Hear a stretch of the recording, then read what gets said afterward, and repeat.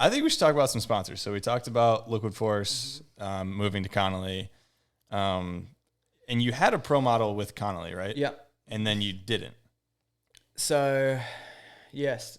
Well, it was Trevor Hansen's board, which is kind of a bit of controversy too, because the contract that I got said you're going to get to ride a board, whatever, and a check first year. Second year, you get your name on a board that's already in the line.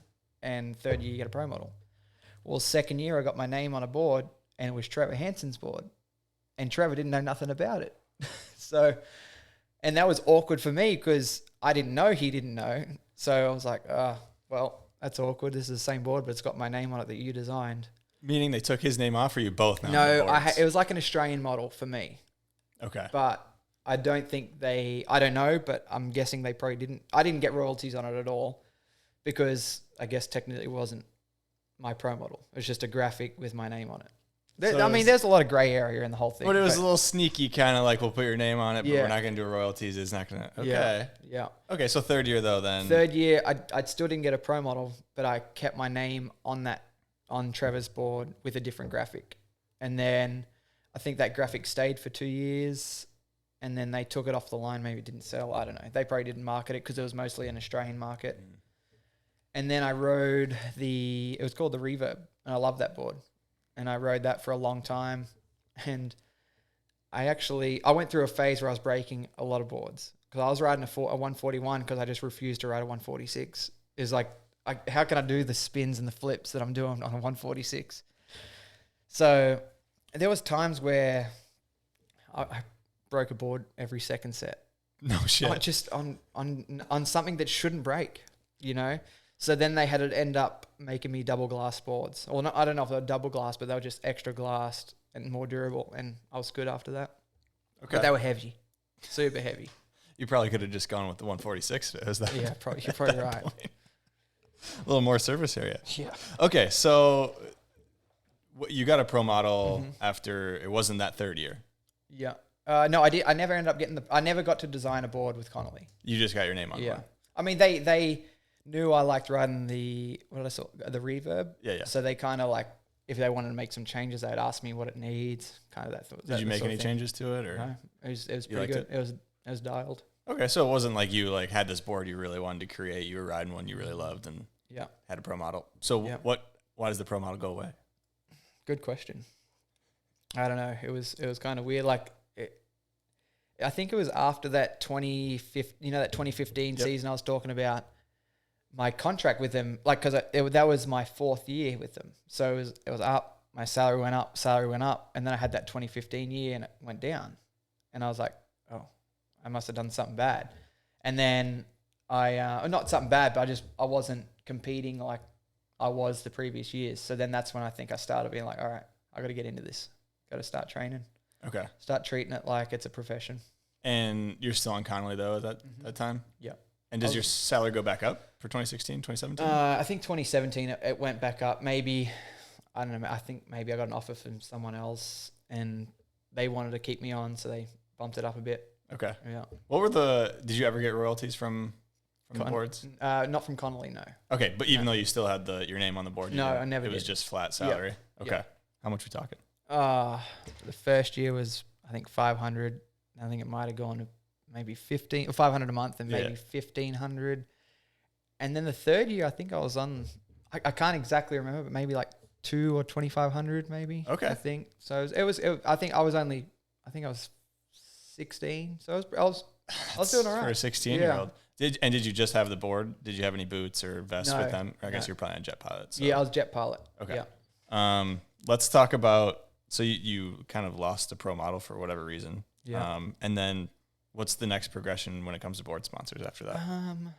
So I was still with Connolly, and then I actually got approached by a company called Job, and they threw a ridiculous number at me.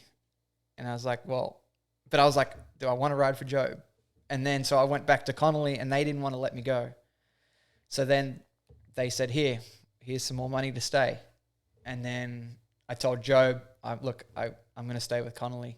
And they were like, nope, here you go, here's more money. And it was a long-term contract with Job too. So Like the Job contract was good. I got, just for posting stuff on Instagram, they'd give me like a $5,000 bonus at the end of the year, travel bonus. It was crazy. So they were throwing they bank. were throwing good money at it. Yeah. So you were, which was weird because I didn't understand. They didn't sell in America. They weren't allowed to sell boards in America. Why are they sponsoring me? But I was like, if that's what you want. Do they sell in Australia? I think they sell in Australia. But okay, but they're not. I feel like they're UK, right? Yeah. They're from Netherlands. Okay. Yeah. So, but that's their main area. Yeah, right? and the cable. They're into cable, but I guess they wanted to try out something for the boat, and realized they didn't sell boat boards in the Netherlands. So how long, a long-term contract? How long was that? I think it was like 4 years, maybe not long term, but it was like, it wasn't a year deal. And I mean, every contract's got their things in there where they can break it at any time. And we'll come back to that. But I was at a regatta, a Nautique regatta, and I was just talking with Jeff McKee, just about the whole situation. Like, I do so much travel, and I can sell their product for them while I travel to these people's houses, but they can't get me boards to do that because they're not allowed to sell in America. And I didn't get it. And then Job changed management, somewhere in management, and the guy that I was dealing with went to a different area of the company. And then right at that same time, McKee called me. He was like, hey, how does your contract look with Job? I was just thinking about what we were talking about a couple months ago. And at the time it was still there, but I knew there was some changes going. So I was like kind of talking to McKee, seeing what was going on. And McKee offered me a deal, and they called me not long after, said, we're probably going to have to let all this go. So it was like just a timing thing. Perfect timing. Mm-hmm.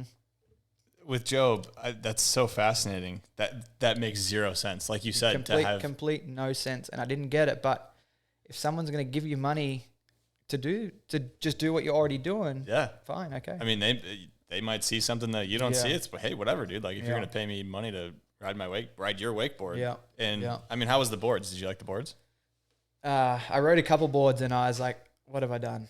I cannot ride this. And I actually rode Connolly boots the whole time I was with Job, because I felt like I was going to break my ankles in the boots.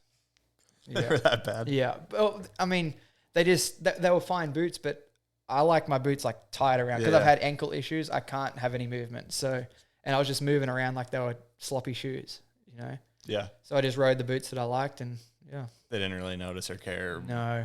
But I told them, I said, look, we need to change these boots. And they changed some boots, but they still weren't great. Okay. Yeah. Interesting, Job. I didn't, so how does your contract, they just call you and they're like, hey, we're totally changing what we're doing. Yeah. Well, I mean, you can always feel that call when you get it. They kind of like try and steer around it. And I was like, all right, is this what's going on? Just give it to they're like, me. yeah, I'm going to a different department. He's handling it, and he already wants to drop the whole thing. Okay. And I was like, well, thank you, I appreciate it. And they owed me some money, and the guy I was dealing with said, look, I'm going to pay you for the end of the year, or not the end of the year, the end. I think the contract was up in it was a weird contract. It was like November to October. So I think this was maybe in September or something. We'll pay you the extra month. We'll pay all your photo and media incentives, travel incentives, and all that. Okay. Yep. So they were good on their, their payments. Yeah, I mean, stuff, they were great with that. Yeah. But they did drop their whole team. They don't have a team still. And I remember John like Dryling kind of like texted me. He was like, hey, are you on Job? Like, what's the deal? Because I think he just had the same issue. Yeah. And he didn't say like, be careful, but he was like, oh, that's weird. I'm surprised because of what they've done in the past. Weird. What do you mean surprised by what? John Dryling, like surprised they put on a boat rider. Or just anyone in the States right now, because there was I can't remember, but I know John was with Job and there was a couple others, and they just dropped it completely out of nowhere, dropped the whole thing. Yeah, interesting. And I still